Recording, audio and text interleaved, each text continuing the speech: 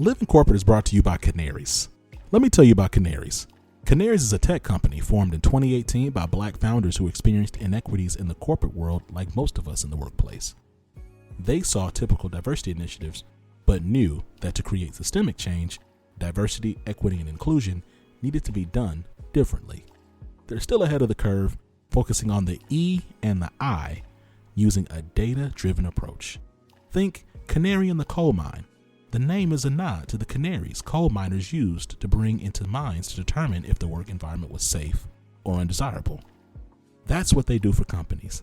They help you find the folks you need to listen to, the canaries, who will help you diagnose, measure, and attack your DEI challenges. Canaries has your back.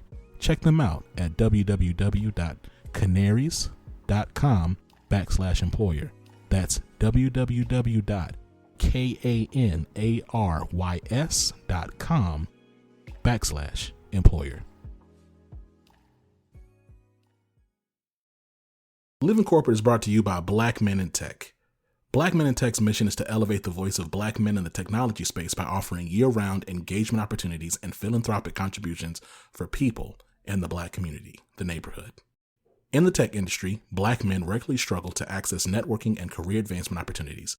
At Blackman in Tech 2021, they are partnering with their allies to create a safer space where Black men can share their experiences authentically.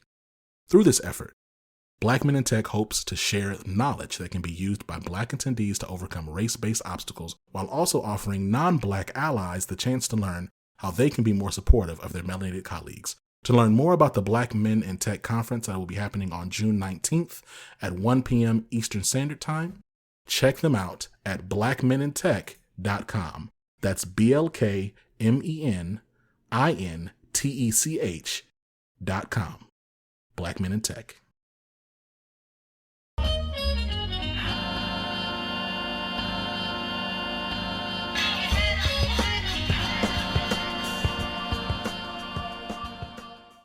What's up, y'all? It's Zach with Living Corporate, and we're here. You know, it's interesting. Folks have been asking, and I realize we don't do a good enough job about marketing our merch, but it's popping, all right? So shout out to the people that have gotten the merch. If you haven't already, link in the show notes, livingcorporate.shop. livingcorporate.shop. We got mugs, hoodies, we got stuff for your baby, stuff for your kids, got tank tops for the summertime. We also, like I said, we got the hoodies, because hoodies are low-key year-round. I mean, I don't know, I love a good hoodie, even in the summertime in the house, right? Because I keep my house cold, and I like feeling snuggled. You know what I'm saying? I'm a snuggly dude, I'm gonna be honest. I'm a nice guy. I really am, for real. Don't let these radical leftist pods have you think I'm not a nice guy. I am. Look, today's podcast is going to be really dope. I'm really excited because we were able to connect with André Blackman. André is a friend of the show. He's been following Living Corporate and really supporting Living Corporate from afar, like since we started a couple years ago. Great conversation that we had. He's an incredible brother, doing some incredible things at Onboard Health. Really dope insights around health equity, inclusion, executive leadership, and again, applying that in the healthcare industry in the space. Just brilliant, frankly. So I'm not even going to waste a bunch of time. I want us to get right to this. But before we do that, though, we're going to tap in with Tristan. See you in a second.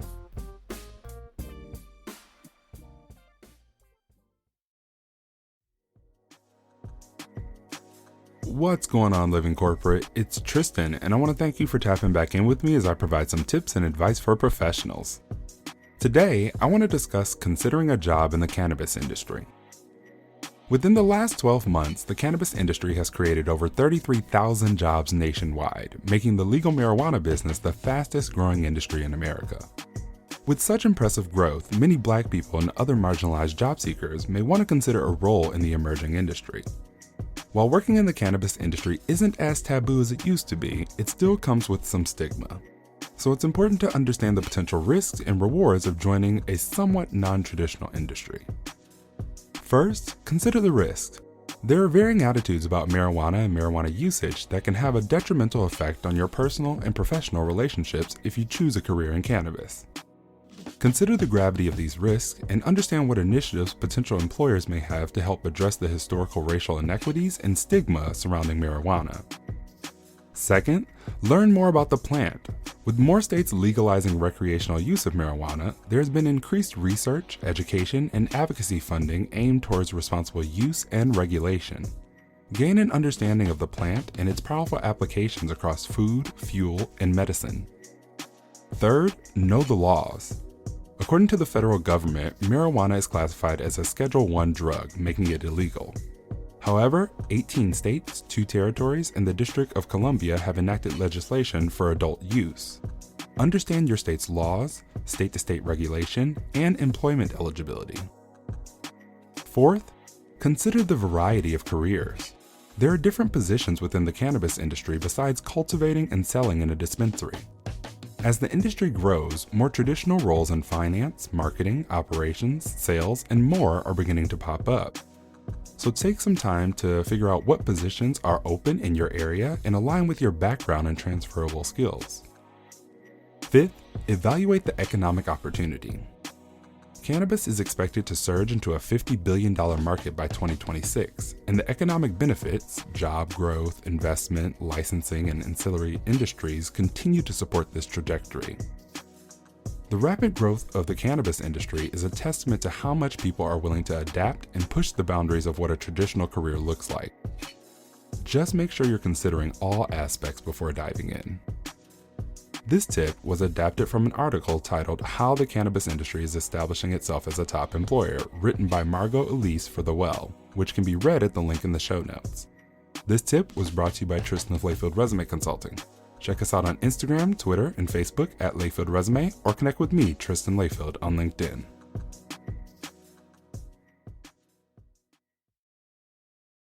At Living Corporate, we often talk about how we as Black folks show up at work and how these corporate power structures impact how we show up.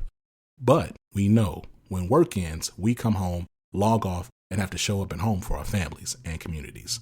And as a Black man, I often turn to Let's Talk Bruh for the real, honest, and healing conversations on Black masculinity, mental health, and patriarchy. Let's Talk Bruh, or LTB, is a platform that creates content around Black masculinity and the impact of patriarchy in Black communities. In other words, Let's Talk Bruh is having real conversations that Black men need to hear and be a part of. Let's Talk Bruh creates interactive, healing, and learning experiences with Black men and male socialized folks of all sexual orientations and gender identities. Through their content and community-based programs, Let's Talk Bruh seeks to reduce patriarchal violence in our community and provide support to those most impacted by patriarchal violence, specifically Black women, girls, femmes, queer, trans, non-binary, and gender non-conforming people. Tap in at letstalkbruh.com. To be clear, that's letstalkbruh.com. So brothers, what are you waiting for? Let's talk, bruh.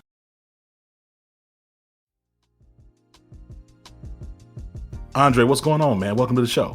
Good morning, Zach. Happy to be here, brother. I'm really, really excited to do this today. You know what's wild is, we talked off mic. You were talking about it's been like a year in the making. I remember when we first got connected, and I was like, man, he shows me a lot of love on here. And, I was just running like back and forth. But of course, I keep my eye on things. And shoot, man, you got Forbes 40 under 40 in healthcare. Yes, sir. Yeah, last year, or Fortune. I know the two get Fortune, excuse me. But yes. Yeah, no, it's all good. Yeah. Fortune, last year was crazy for all of us, right? And so Fortune decided to actually expand a little bit more about, their kind of, lens on Fortune's, 40 under 40, and actually did a little bit more people than they usually do. And so this is one of the things that, healthcare has always been a vertical in there. And so I was just really excited to be a part of that kind of cohort, that kind of class, and it worked out really well. So yeah, I've been moving things around, man. And it's been really, really exciting in a lot of different ways. It's been interesting. When we talk about this past year, and all of the just everything that's been happening, right? From a Black entrepreneurial perspective and folks really venturing away from their jobs to really just the reality and how this pandemic has exacerbated centuries long historical inequities to concerns around the vaccine to like this political landscape. Just been, frankly, too much going on. Like you said, before we started recording, it's been like 20 years in a year. Yeah, I mean, and in so many different ways, there's so many layers to this, right? I mean, but the last year, I think, did a lot of different things for, if you're looking at it from the public health lens, right? I mean, being able to see, why public health is so important to invest into, and to kind of make sure that we have something that we're doing is so incredibly important, especially with the pandemic and the virus. But the other thing was that they had, just kind of personal revelations at the same time, especially for me around how I'm showing up right now. Because one of the things that public health, oftentimes shows are the cracks in our society and, in our kind of communities, right? And so, my whole background is in public health, right? Looking at prevention, looking at community health, engagement, education, that sort of thing too. And so one of the things that we've always been taught to prepare for are these kind of, disaster preparedness kind of situations. And, with the pandemic here, we saw really quick the cracks in our society when it comes to prevention and equipping all communities to stay healthy, right? So as soon as the pandemic started rolling out, and as soon as it got down to, like the southern states with, which traditionally have the most health inequities, right? This is when we start to see mortality rates start to skyrocket, right? When it got down to Louisiana and, and those kind of southern states as well, right? Like that's when we start seeing mortality rates really kind of skyrocket. And so when we saw the pandemic really starting to kind of move down in the South, like it really started catching attention, right? And so, this is one of the things that from my public health lens, at least, was something that I knew was going to be something that was going to be big, especially now that we're seeing health equity skyrocket. And so, all sorts of different things, from that lens, and obviously from the racial injustice kind of piece with George Floyd, right? Just all those kind of things mixing together was this kind of perfect storm to say, okay, we need to take a pause right now, and to really kind of take a look. Oftentimes, the country sweeps things underneath the rug, as I'm sure, the listeners and you have seen just, over the past several years. But this is something that was right in front of our faces right now. And so that's been, really impressed upon me right now, is that these are the things that have always been there, right? Especially in healthcare. We can definitely dive on into that, and especially, why I'm doing what I'm doing right now. But, a lot of these narratives and historical aspects, in healthcare and medicine, are on front, display right now. And so that's why I'm really looking forward to this conversation, but also the change that I'm hoping to see. Yeah, we talk about, to your point around public health, there has been more and more focus on, and then of course there's been a systemic level of white lash against it, but focus on public health and really examining how these systems for centuries have been inequitable, if not frankly just outright oppressive for Black and Brown communities. You're often brought into, and your perspective is sought after by several different organizations and institutions, really looking to make sure they're doing this right, or at the very least check a box if they got a Black person to say something. Talk to me about, the types of conversations you're having and the sorts of things that you're seeing institutions really be curious about, or even have they may just really be broadly missing the mark on. Yeah, Zach. I mean, that's a great question. I mean, last year, like I mentioned, like just opened up the box on, things that we could no longer, toss a couple, talking points at, press clips, whatever, like that wasn't going to cut it anymore. And, as we were seeing kind of the unrest happening across the country, you already know, like, it's going to like move over into the workplace, right? People are at home, people are watching injustice on the television screen. And for all intents and purposes, the whole fact that, work is now in our homes, right, is going to like make sure that how we're feeling about what's happening in life, what we're seeing on these screens are also going to translate into our work, right? And so this is when you start seeing a lot of corporate leaders, trying to figure out, okay, we're seeing this happening, at the beginning of it, right? Like our employees are plugged into the screen right now, maybe not working, and are looking at the news and trying to figure out what's going on with the pandemic. But also after George Floyd, right? There's so much activity going on, right? But when it went into the workplace, a couple things started happening, right?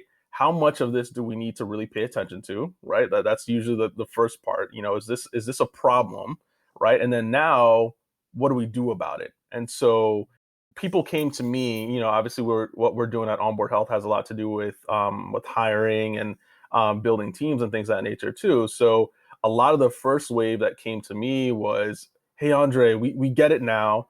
We're looking at our team page. Yeah, we know this is important. Um, can you help us find like a person of color to join our board or to join us? Like, how do we do this? How can we hire somebody right now?"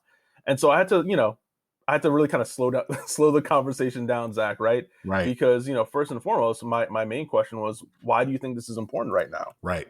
And the first 30 seconds of those responses usually are telling enough about where leaders are on this spectrum, right? For all intents and purposes, we know how this looks, and we don't want to seem like we're insensitive, right? That's usually kind of like the default response. And so for me, what I learned all through those kind of first couple months was that okay, Andre, where do you stand on this? Where's Onboard Health going to be on this, right? First and foremost, I've spent my entire career building an amazing network and ecosystem of people who are building the future of health, and especially for the community that we're building at Onboard Health right now. I'm definitely not throwing people into a hot mess or a chaotic situation at a workplace, and moreover, especially in a place that is going to be hostile to people of color, right? Right. I'm not going to be throwing people into just to be opportunistic, and to check a box, usually for people who just want to give you the kind of the thumbs up and not, kind of let out a sigh of relief that we're not looking racist, right? So a big part of me showing up last year was saying, hey, first and foremost, appreciate you reaching out. Secondly, have you done the homework that you need to figure out, what the long game is? And do you even know what you're talking about when it comes to this, right? Oftentimes, a lot of healthcare leaders understand, yeah, we need to reach diverse populations, right? And for a long time, right? And I've been in the public health space, a lot of CDC campaigns, right? Like it's a demographic play, right?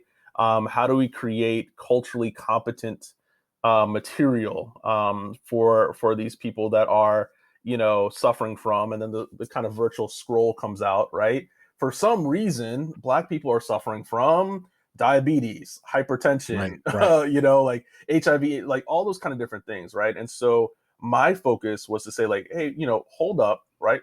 You think you might know, but you actually don't, right? So look at history. How has history actually been, perpetuating exclusion by design, right? There's things that are happening here in our country right now that have actually been put intentionally into place, and we're seeing that fall out right now, right? So first and foremost, before you start trying to say like, hey, we need a Black leader or a Latina, in our board so that we feel good about ourselves, Right. like actually look at like what you're trying to build here. So this is a big part of my learning last year, man. Like where I had to really understand, the why for a lot of the people that came out to ask for help. And so, a lot of that was me helping people to just say like, hey, here's some resources. I remember Mia Birdsong put out a book, and I'll send you the link so maybe we can put it in Let's the do show it for sure. notes. Yeah, but I mean, like Mia Birdsong, I met her at the Aspen Ideas Festival in 2019, really kind of talking about community, and really kind of looking around each other on how we support and challenge each other, right? And so I remember she put together this kind of Google, or was sharing at least, this resource that had a lot of different kind of books and readings and learnings. And from my perspective, I was sharing that with leaders to say like, hey, you probably need to understand a little bit more about the history in this country as it relates to the industry that you're in around medicine, right? A lot of people go to the Tuskegee kind of Right. experiment, Right. right, Right. looking Right. at syphilis and that sort of thing too. But there's so many other narratives and stories. Henrietta Lacks, if we're looking at life sciences, and kind of biotech, right, looking at genetics. Without Henrietta Lacks, a lot of life sciences and clinical trials and their progress wouldn't even be here today, once again, due to a Black woman, right? Those kind of stories. And now obviously people are learning about like, oh, something happened in Tulsa, right? Right, Like right. what was that about? So all that to say is, that was a big part of like my own awakening around being very intentional about who we work with, but also seeing the voices and leaders starting to stand up and stand out, right? CNN was flooded by amazing people like Dr. Uche Blackstock, right? Yes, Who actually left academic yes, medicine and has become just a rocket ship, yes. right? Around equitable access to vaccines. Her twin sister, Dr. Oni Blackstock, also just legendary in New York City around HIV/AIDS. She was the bureau chief over there as well.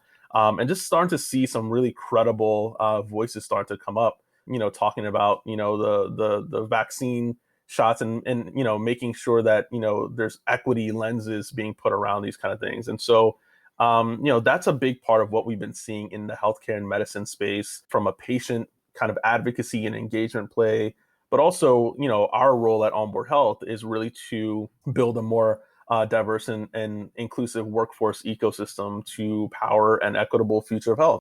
And so, where we come in is, really looking at, yes, there's the hospitals and the clinics and the traditional healthcare and medical facilities, but where I've been at for the past, 15 or so years has been more, on the innovation side, right? Looking at how digital health is really kind of changing our landscape. And so, obviously, this naturally went into this kind of new era, right, of tech startups that are tackling things like mental health, Sure. right? So Kevin Dedner in DC is the CEO of Hurdle, which is, helping to build a tech-enabled platform to connect Black men to mental health resources in a more seamless way.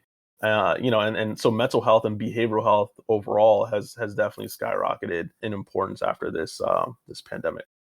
You said a few things there. First off, shout out to the Blackstocks. They've both been guests on Living Corporate. This was earlier this year and last year. You know what I mean? So, and then as it pertains to what you said earlier about not setting up folks to be put in situations where it's going to be toxic or just not conducive to like their success. I hear that because it annoys me. Like there are times when I've been asked to be a part of things, or he really wants your point of view here, and you say something, and they act like you're annoying, or they don't really want to receive what you're saying. It's okay, so then why did you bring me in this space, right? Like if you're not going to take my presence, my point of view, my perspective with any sort of gravitas, so then what? Oh, okay, this is just a dog and pony show. You know what I mean? So that's dope. Exactly. That's dope that you're Yep. that you're doing that. And then to your larger point around even like mental health, like, that definitely resonates with me as I think about, even now, like I've talked to some different leaders, like, across different platforms that have applications and websites or apps really focused on mental health. And there's still a dearth of content. There's still a lack of content when it comes to like Black and brown mental health providers, like giving that context to Black and brown people, making content that is accessible and relevant to those on the margins, right? Like that is still hard to find. So there's still plenty of work to be done there. You're speaking to the work, but we really didn't talk about, we get to really frankly discuss Onboard Health. Like talk to me about Onboard Health, how it got started, your mission, the team, what you're excited about. Like I'd love to hear more about it. The website is beautiful. The mission is great, but I want to make sure that we give you space to talk more about it. Oh man, thank you so much, man. I appreciate that. Yeah, I mean, the story started, me, going after my public and community health degree in Maryland. Shouts to, my mom for really kind of pushing me into a lot of STEM things. And, initially I grew up in DC, in the DC, Maryland area, was a huge STEM science and tech nerd, worked at NASA my senior year in high school, thinking I was going to, work on the International Space Station. So I was literally trying to become a rocket scientist. And then, took this course in Maryland around public health and tying it to, what we're talking about here, this elective course around, kind of community health. I was learning that at that point, and this is around, 2001, right, where I was learning that tuberculosis was coming back with a vengeance, particularly affecting the African American community. And so in my mind, I'm like, wait a second, tuberculosis, like, didn't we get rid of that 2,000 years ago? Like, Right. why is that still around? But like, also, like, why is it only affecting this particular community? And so that's what really activated my brain around public health and prevention, and really kind of learning. This is not, what you learn about, if you go to medical school per se, right? Like, I grew up around a lot of doctors. My parents are from the West Indies, Trinidad and Jamaica. And so, I was like, oh yeah, I know Western medicine, I know doctors, but this whole thing about prevention and public health is really curious to me. And so it made sense for me to prevent large groups of people from getting sick in the first place, then kind of treating them one by one after the fact, right? And so that made sense to me at that point. So, over the past 15, 16 years, Zach, like, I've been kind of in this space where public health pulled me in, worked on a couple different campaigns, in those early parts of my career. Like I mentioned, that, NIH, CDC.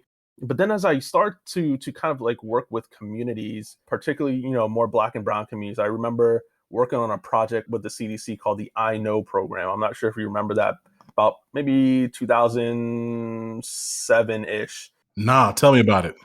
Yeah, so the I Know campaign was aimed at Black Americans 18 to 24 to really get them talking to partners about their status around HIV, and that sort of thing too. So it's like, I know my status. We're in a healthy relationship, and I can take precautions, depending on what my status is, right? But basically, just opening up the conversation about your status, right?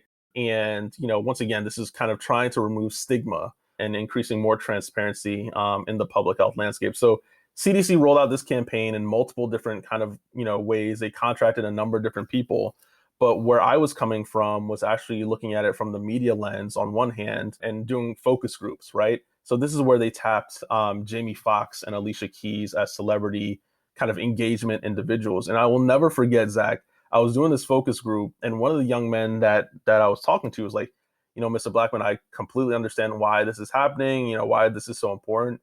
But Jamie Foxx, nah, like, that's not relevant to me or for Right. anybody that I know Right. for this campaign. This is hollow, right? And I will never forget that moment where, multi-million dollar campaign and it's missing the mark, right? Who knew about these kind of different things, right? And this is after the fact that materials were created, right? Right. So this is not a co-creation kind of situation, right?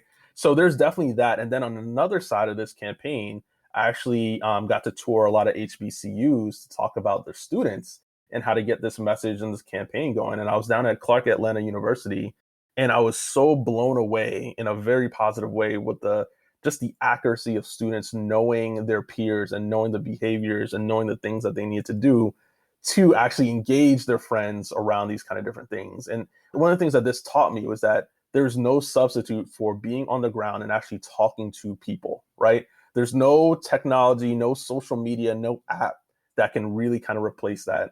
And so anyways, that's one of the things that really, kind of bolstered my career at that point. And then shortly after that, started writing about the intersection of digital and public health and healthcare on a blog called Pulse and Signal. I started that in 2007, and that's what really kind of gave me a platform around innovation, public health in general. And so this afforded me an opportunity to work alongside the White House and HHS, the Department of Health and Human Services, around a lot of social media campaigns. And so I became the social media and health guy, on a number of these kind of things, being an advisor, and all those kind of different things. And so for the next couple of years, I wrote, I spoke, I traveled to conferences, all that kind of good stuff as well, learning about this Health 2.0 landscape that was opening up, right? Using technology to, equip hospitals and healthcare systems to do things more efficiently and better and things of that nature too. And then fast forward, did a couple different things like the Fast Forward Health Film Festival in 2011, where we, brought, film and documentaries that tackled things like the food and health, technology, the built environment, which is like cities, like how we live and work and play. And I just love all this kind of stuff that relates to how we live and move as humans and how that relates to our health impact. So fast forward to 2016 was the big year. Got an invite to give the commencement address back at my alma mater, the School of Public Health at the University of Maryland, College Park, go Terps. And that was a transformative moment for me, Zach, where I'm standing on stage with the teachers that poured into my life. And now I'm speaking to the lives of the outgoing class in 2016. And basically, my challenge was to go out there and travel, see how people live, what are the problems that they're having right now, learn about behavioral psychology, because all that is going to track back into the solutions that you build. And that's when I started really thinking about onboard health. And so basically at this point, I'm thinking I've seen enough around, venture-backed startups and technology building things. And I was like, you know what?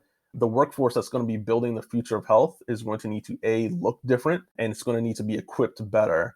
And so this is when I started thinking about onboard health, particularly from the diversity, equity, inclusion lens, especially as we've been seeing so much tracking around mental health and food and how we drive and walk to work and things of that nature too. It only makes sense that the leadership and the companies that are being built actually are representative of the communities that we're serving, right? And so that's how Onboard Health really got started. It started out as a newsletter, some social media just to get people connected, and I love curating content, and that's what really kind of started building the community. And where we're at right now, on one hand, we're still continuing to grow the Onboard Health community of individuals that represent, all different groups around our country, that have backgrounds in engineering and AI and UX, UI, design thinking, business development, all those kind of different kind of modern skill sets that are now building the future of health. And then on the other hand, we are a specialized executive search and advisory firm for companies who are building the future of health. So we're working with, venture-backed startups like Mommy out in Los Angeles. Shouts to Melissa Hanna, who's the CEO. Serena Williams and Mark Cuban invested in Mommy in 2019. So they're tackling maternal health tech and care coordination. And I think, most of us, heard about Serena Williams' story with her birth, and just how that was just kind of fraught with, stigma and all sorts of just straight up racism, right, in the institution of medicine. And so that was a big deal. And so we also work with larger cap organizations and venture capital funds that have portfolio companies as well. And at the end of the day, this is really about saying, we've heard that narrative. We don't know where to go to find, talent, that is representative of our country. And my whole mission is to say, like, nah, like there are amazing leaders out here. And that's what we're kind of putting together right now as a platform and an opportunity to make that happen. Man, first of all, André, man, you got a knack for this, man. You be packing it in there. All right. I know, man. There's a lot. There's a lot. So, a couple things I will say is it's interesting. Black and brown people, and particularly we're talking about Black folks here, right, in this moment, but we've been ignored or undervalued so long that people really underestimate how much power there is in just like creating thoughtful content for them, right? So like your earlier point around getting Jamie Foxx, like, oh, hey, we'll just slap this. Black people like Jamie Foxx, so we'll just, right? Wherein it's like, no, if you just took like 20 more minutes and thought, or hired somebody to like actually be thoughtful on how to really engage this audience, you would get value back, right? And so when I hear what you're talking about when it comes to onboard health, it's like it's really an exercise in expertise and care, right? Like I'm actually thinking through, hey, look, I'm not just gonna get some big name, because this other. So it's interesting. There's like a game inside the game where there's the Black and brown folks doing the actual work, and then there's like Black and brown folks who white folks think are doing the work, who get looks for stuff. And I know this is like, that might be an uncomfortable thing for some people to swallow, but it's true, right? Like there's a difference in who gets the shine as if they're working and who's actually working. And that there's a tension there that really I'm excited about, just this next season with technology and folks such as yourself and the Black stocks and people who are they're starting to really get the momentum to really be heard and seen. Like, as you think about this season, we're taking, the vaccine. A lot of folks still are not taking the vaccine, of course. We have this new Delta variant, but we're not in the same place we were last year. As you look at this next, I don't know, 6 to 12 months? And as you think about even this new administration, what are the things that you're most anxious about, most curious about, and I'm gonna say most hopeful about? Hmm. Let me start with the hopeful. I feel that with the hopeful piece, especially with this new administration, I want to say that there's less distraction, right? I mean, last year there was just so much craziness going on that distracted people from literally the basics, right? Like I think this is what happened, last year. People really start to get back to the basics, start to check in with themselves, their families, their communities, things of that nature too. But I think with this administration, we're not necessarily having to look at TMZ or something like that, or to hear about like the latest craziness that's going on, and really start saying, it's not going to be perfect, but hey, can we get back to building like what needs to be done over here? So I think that's what I'm hopeful, as just as far as like off the top, like just a better sense of purpose and actually getting things done the right way.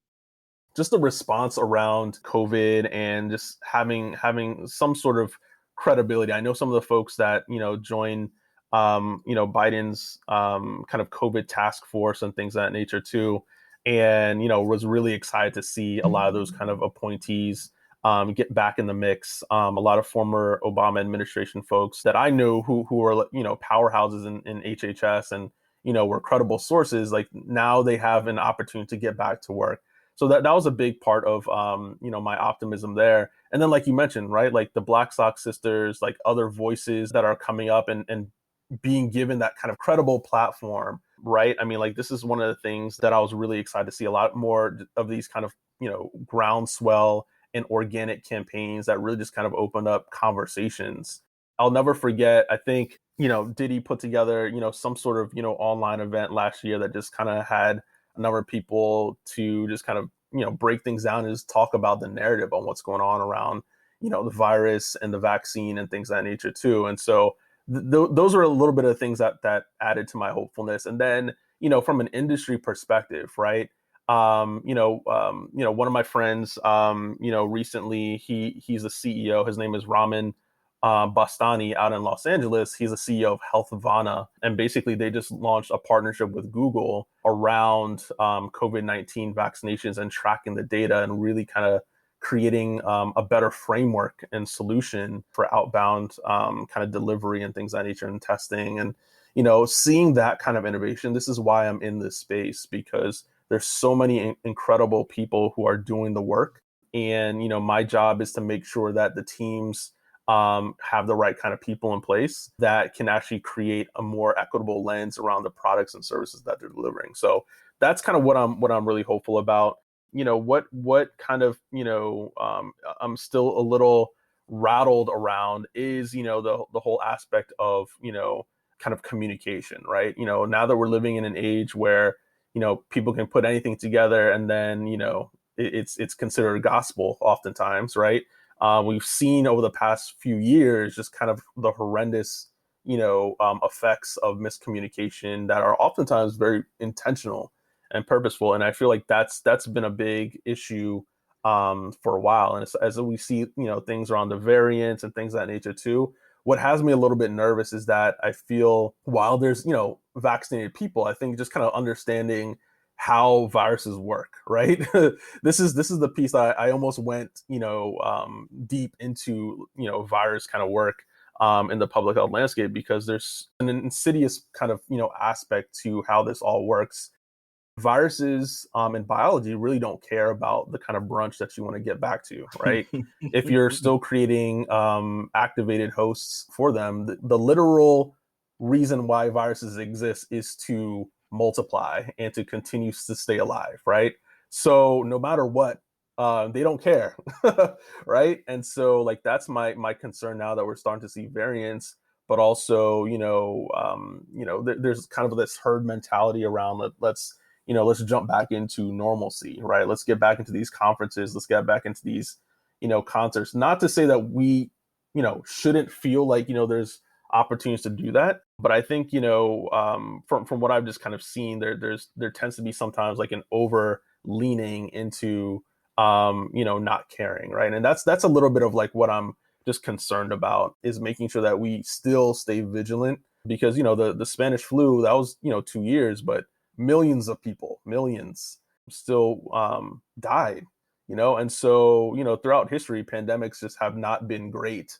No matter no matter what, right? And no matter what kind of, lives that we want to get back to, we got to get things done. So that's kind of what's at the forefront of my head right now.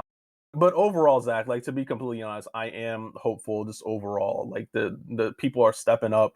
We have some voices in place that have not been in place before, and they're getting the credibility and platform that they need. And there's innovations, there's companies being built. And I guess like maybe like what I'm looking forward to. I'm a big proponent of the right people getting into entrepreneurship and building companies. We can have a separate conversation about like the importance of ownership for sure. But obviously from my lens right here, like as CEO of Onboard Health, I love supporting founders that are quote unquote like non-traditional, right? And so this is one of the big reasons why I became a mentor at Backstage Capital. This is Arlen Hamilton's venture fund, where, her vision around underrepresented or underestimated, as she calls it, founders. I love, love, love being in this space right now and seeing, more Black and brown and LGBTQ plus community leaders kind of, jumping into entrepreneurship and building relevant companies, right? Particularly in the health space. So, Derek Reyes, they are the founder of Queerly Health in New York City. And Derek has really been leading the charge around LGBTQ health and access and things of that nature. And Derek has just been an amazing leader in this space. And we actually did a panel last fall at the Rock Health Summit, and just being able to see leaders stepping up and saying, this is a problem and I don't see anybody else doing anything. I'm going to do it. Right. It's you.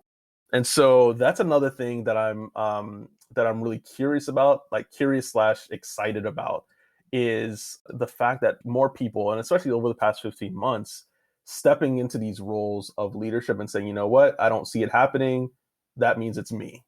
And so, being able to support founders, shouts to Eric Coley over at Ayana Therapy. I know we were talking about mental health, Kevin Dedner, Ashley Wisdom in the Bronx in New York City, leading Health in Her Hue, where she's building a community of culturally competent, physicians to take care of, better needs for women of color, and all those kind of different things. And so that's what really just kind of gets me excited about the future, even beyond hopeful, is that I'm excited about what's being built.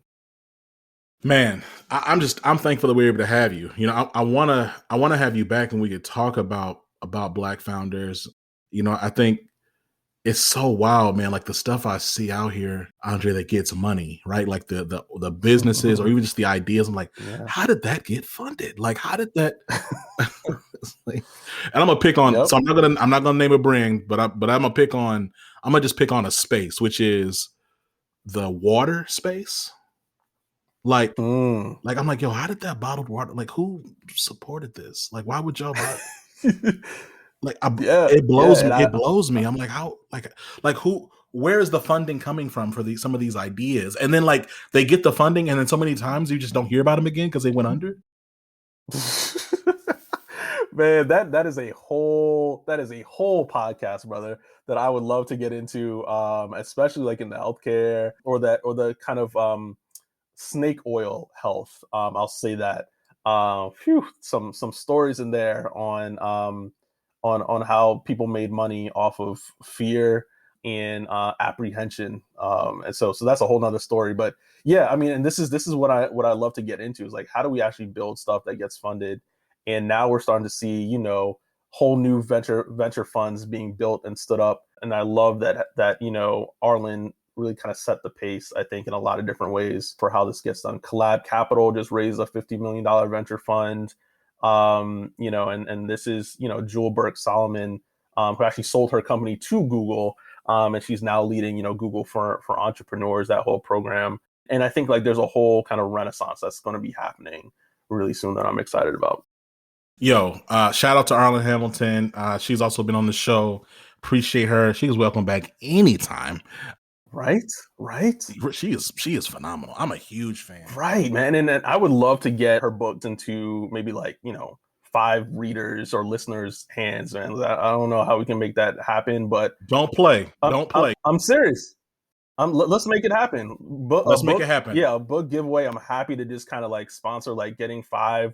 Let's just start with that and like getting those books into listeners' hands, because I mean, her story, I mean, it's incredible. And now more and more people are kind of standing up with additional stories and whatnot. But like, let's make that happen for sure.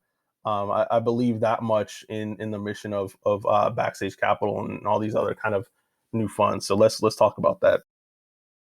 That's dope, man. Look now, you talked about the fact that you're from the islands. You've dropped a lot of gems on the pod, man. I got to give you the air horns one time. Appreciate it, brother. Andre, man, before we let you go, man, any last words, any shout outs, any passing thoughts? I mean, I'm thinking about, I'm about to visit my dad, who's the Jamaican, and get some good like curry goat in a couple of weeks. But yes. But yeah, and let's see, man. I mean, do the internal work. I mean, and this goes out to all the listeners out here in this community here. I mean, I've gone on such a journey these past few years, but nothing compounds and has the ROI than investing in yourself and, you know, doing the work that you need to do, whether that's therapy, whether that's just kind of doing, you know, taking a course. But, you know, these are the things that are going to compound, and nobody can take it away. And I don't know, that just was just kind of on my heart for this next half of the year. Is, you know, as you get better and as you invest in yourself, you'll see the returns on everything that you touch. And so that's a personal anecdote from where I've kind of grown and come from, especially with this work here too. But yeah, I mean, happy to connect. Mind of Andre on Twitter, Onboard Health.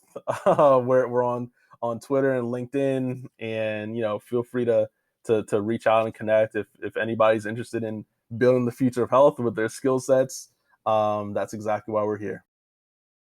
Yeah, so first of all, we're going to make sure we have all those links in the show notes. Perfect. I am thankful. And also just shout out to you as a Black man, man. I get so exhausted by the lack of support and follow through from Black men who live in corporate. I'm gonna just tell you, man. I'm sick of it, man. I'm sick of them. I'm airing it out now. Like, right? It's like I got you. Yep. You've been helpful. Antoine Andrews, who happens to be my boss at Momentive now. Danny Guillory, Dropbox. Wow. Yeah, Danny's the man. Lonnie over at the Zillow group. But oh man, I can probably fit all of y'all into a room, and it's been like 3 years. You know, Black women are out here outpacing y'all by a great deal. So if you're a Black man and you're in some executive position, I need you to step up. This is nuts. All right. Goodness. So shout out to you. Yes, shout out to all, shout out to all my real ones. And man, Andre,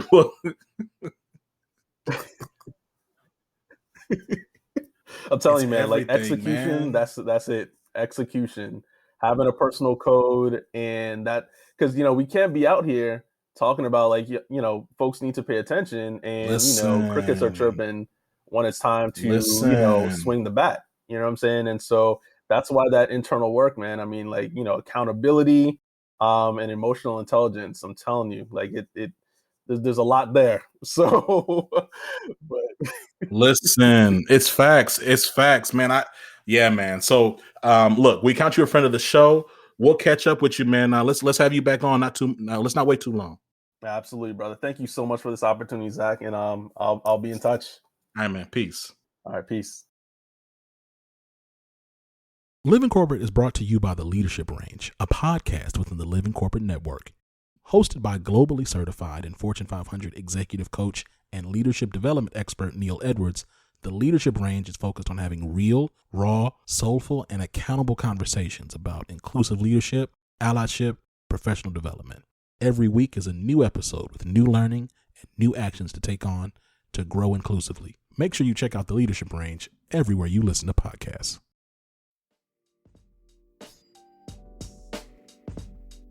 And we're back.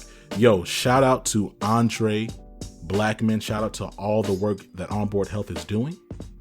And thank you for listening to Living Corporate. Make sure you share this episode with a friend. Shout out to the Black Stocks. Shout out to everybody, because we shouted out a lot of people in that conversation. I really appreciate y'all. Thank you so much for rocking with us. Like I said, share this with a friend, share this with a colleague, share this with a relative, and give us 5 stars on Apple Podcasts. All right? Catch you next time. Peace.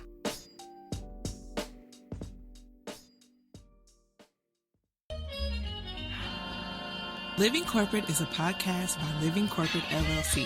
Our logo was designed by David Dawkins. Our theme music was produced by Ken Brown. Additional music production by Antoine Franklin for Musical Elevation.